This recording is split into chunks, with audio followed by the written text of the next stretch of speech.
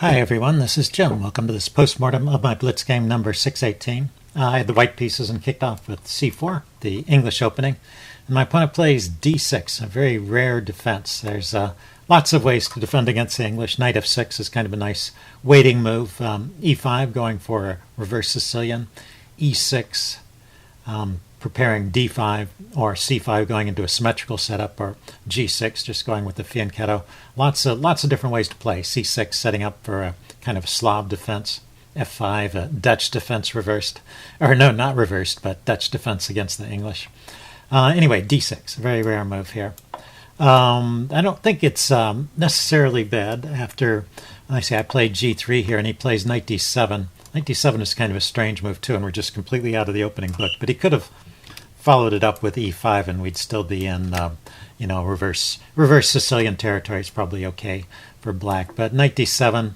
Let's see. I'm going to leave this up here because we actually transpose back into the opening book after he plays e5 here.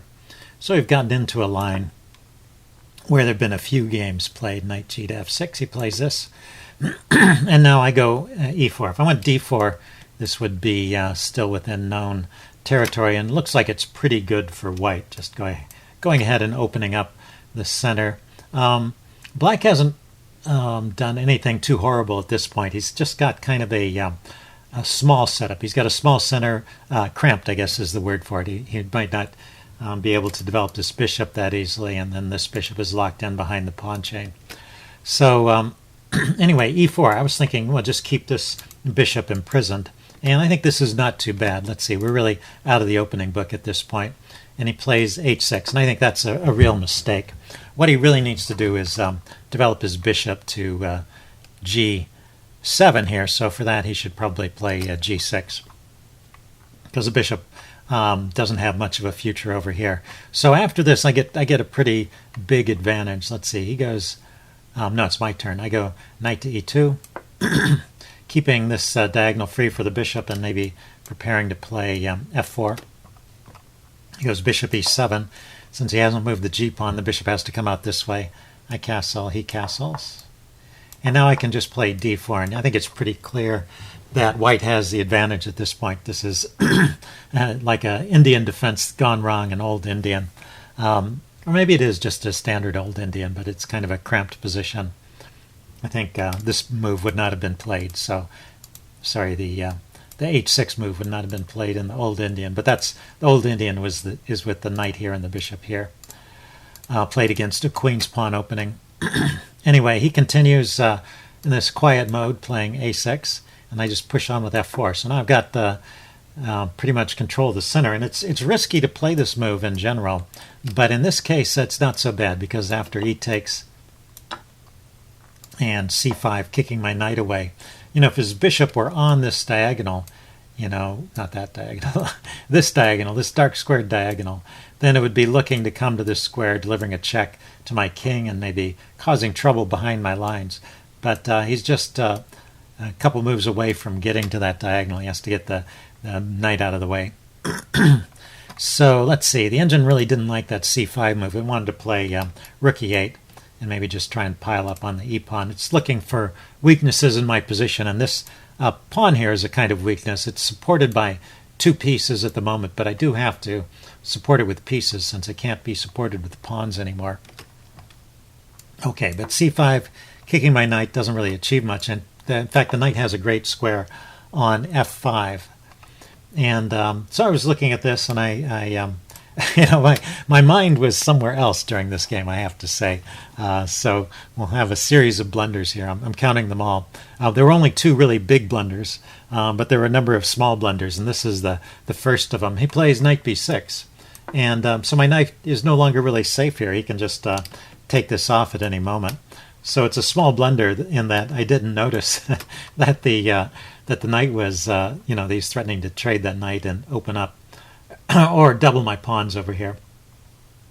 And I did notice after a while, I didn't notice this right away either, but I did eventually notice that my c-pawn was hanging, and I played b3, but that's the blunder. If I'd noticed both things, if I'd noticed, hey, this pawn is hanging, this move did two things, right? The knight attacked the pawn, and then it unleashed the bishop onto my knight. I could have played knight takes e7 with check, and then he takes back, and then play b3. And this is excellent position for white. Even after b3, it's still a good position for white. I just have such an advantage to start with that as long as I'm not blundering material, I'm just making my position slightly worse. I still keep the edge here. Let's see, he went queen d7, and I went queen d3 here. It's interesting, queen d3 is not really a blunder, but the chess engine wants to play in a different way. I mean, I noticed he was attacking my pawn, and I didn't want to give it up. But the chess engine does. The chess engine wants to play bishop to b2, putting the bishop on a good diagonal, so certainly that's a desirable move. Let's see if I can draw that arrow straight. And then giving up the pawn, queen takes f5, and then just putting all my pieces on the open lines. This is also hitting the loose bishop, so the queen comes back to defend. That bishop doesn't have any squares to go to. That's a real problem piece in black's camp. Then a4, maybe threatening to harass the knight. Rook a to e8, and queen to f3, taking a look at the b pawn. And then rather than defending the b pawn, the engine wants to play with the queen to f5 and just giving up the b pawn, and it thinks that white is just much better in this position. So anyway, that's just for what it's worth. The chess engine doesn't really care about that f pawn and just wants to develop the pieces onto good active squares, and it thinks that white's winning. Queen to let's back up. Queen to d3 still keeps the advantage to white. So, like I said, it's not a bad move, but it's interesting that the chess engine wanted to play in a different way. He goes rook a to d8. Now I go bishop to b2. I'd spotted this diagonal as a logical place to develop my bishop. But now he goes d5, trying to open things up and give his bishop a little bit of life. This is probably not the best time for playing d5, but it's an understandable move. It's, you want to get this bishop out of jail, basically. So I took, and he took back. And cancel that. Let's see, he took with the f-knight, that's right.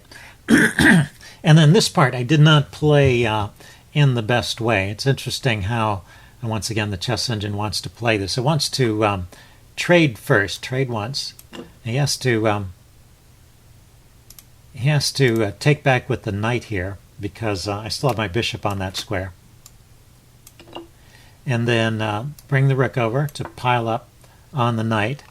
And now he plays bishop to f6 to counterattack, because this piece is just dropping, so he needs something he needs something clever to defend it. But this is kind of a clever move. It attacks my loose bishop here, and my best is to take. Then he can take with the knight, defending his queen. So the exchanges continue. Queen takes, knight takes, and then at the end bishop takes b7. And well, I picked up a pawn here, and his pieces are a bit tied down. Well, the knight's free to move, but his pawn structure is a bit of a mess. So the engine rates this as excellent for white. So that would be the best way to play it. Let's see. I just went with the rook to d1 immediately, just piling up on this piece here. Thought I would be getting it, but this gives him a chance to... Oh no, actually it doesn't give him a chance. He needs to play the move bishop to f6 here to kind of stay in the game, and then it might continue with the exchange. Knight takes d5, bishop takes b2. A couple of trades like this. He can't actually take back there because there'll be threats on his queen. And then so let's see. I want to take the knight here, but if I do, he can take my queen. So I move my queen over to e4. So I've got the rook looking at his queen, my queen defending the knight here, and then he can play knight takes d5. I can play rook takes d5, and he can move his queen here. And then a couple more exchanges, and this position is probably about even. We have opposite colored bishops now, and yeah, I have the threat on the b pawn here, but I have some weak pawns over here as well. So that would be best play if he had found that bishop to f6 move. Anyway, he played knight takes c3, which is just completely losing. And I think I even said this during the game. I take queen takes c3, and it's a double threat. I'm threatening to checkmate him, and I'm threatening his queen. So I'm obviously going to win the game, win material, and win the game here. And he played queen takes d1. And so here's my first huge blunder, my first big blunder. When you have a mate threat, I think you have to execute it. I think there's a law. So I violate the law of chess here. I was just confused by his move. And I must have been in a state of mind where I was easily confused, because it's pretty hard to forget about something like that. I was thinking, I had remembered, I'm winning, right? I'm either winning the queen or I'm checkmating him. And so when he took here, I was thinking to myself, okay, he's just decided to give up his queen in a different way. And I took back, and I didn't mate him. And so now he takes back with check, and I don't have time to deliver the checkmate. I go here, and now he plays bishop to f6 finally, and defends this diagonal, and my advantage has disappeared. So I have to win the game all over again. So that was a huge blunder. Pretty embarrassing. Okay, queen c2. He goes, brings his other rook out. And now it's actually a bit difficult. Black is actually better here. And he's just got this threat of bringing a rook to d2 there and forking the queen and king. And the move I play, bishop c1, I looked at it later with the chess engine. That's actually the only move in this position. Certainly an ugly move, retreating that bishop, getting it off of this good diagonal. Although it couldn't stay on the diagonal anyways. His bishop was just going to trade it off. And then he had that nasty fork of the queen and king. So this is the only way to defend, bishop to c1. He tried bishop to d4 check. Not bad. I go king f3. He goes rook g1. And I go bishop e3, trying to trade things off. And now he can get a winning edge here. I think it's a win with the bishop takes e3. I take. And then he can bring this rook over and give me a check. Drive my king back. And bring the knight into d5. Oh no, I take it back. It wasn't a win. This was still about even. To better, slightly better for black. So maybe he never had no, it's later on he has a complete win at one point that he misses. But this point he's just a little bit better here. But the chess engine wants to play in this funny way of bringing the rooks back and putting this knight here on a secure square and just kind of sitting on the position. Anyway, he didn't trade. He just played knight d5 immediately. And now the chess engine likes white a little bit here. But, bishop takes d4 is another small blunder, because the bishop here is forking the bishop and the rook. And this is another move that I noticed either before or after I'd made it. I said, wasn't I hitting the rook there? It's funny. I make a threat and he doesn't react to it, and then I don't follow through on the threat. So it's clear that I wasn't in a good state of mind for playing chess. Anyway, so that was my second small blunder. I take the bishop instead of taking the rook. He takes back. And then I play king to f2. And now black is winning here. And there's a couple of moves here that win. So if you want to pause the video here and find one of them. There are two moves, but they have the same idea. So if you can find the tactical idea in this position for black, pause the video here and stare at it. It's not too hard to find. A very, very common tactic. Okay, I'm going to give the answer away now. Yeah, they had the great move, rook takes bishop. And then king takes, and the knight here fork, winning the queen. The second move, which was also good, is just knight to here immediately.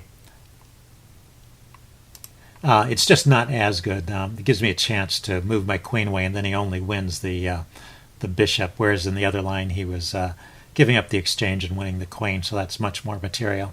But either of those ideas, the key idea is the fork with knight e3.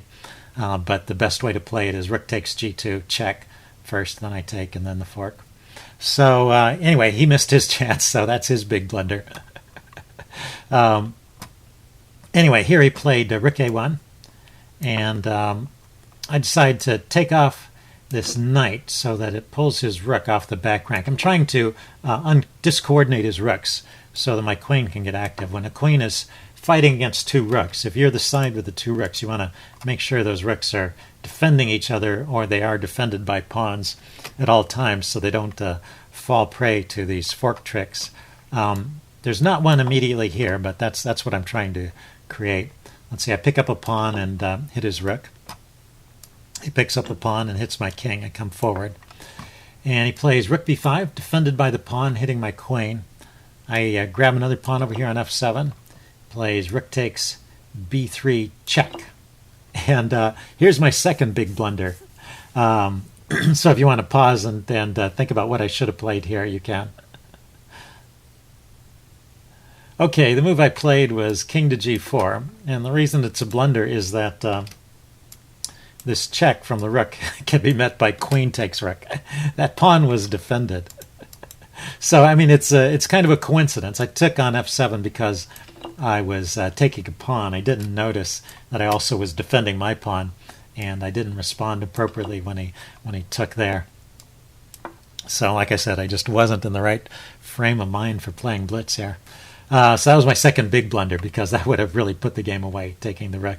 Just be a queen up against a rook, and I would have no trouble rounding up those pawns. Now it's a little bit dicey. I think I'm still winning here, but just because my queen position around his king is so strong, he has no way to defend against it. So I do get the win, but I have to work at it now. So I deliver this check. King goes to g8. Oh, but one more comment, which is, I was just saying that what you do with the queen, is you look for these opportunities to catch the king and the rook and forks and things like that. Of course, you can use the queen just to directly take the rook. That works too. Anyway, so I deliver the check, drive the king back, and then I push the f-pawn forward. And I think I was criticizing this king g8 move in the game, but I think he's losing no matter where he goes. So I guess it wasn't such a big mistake.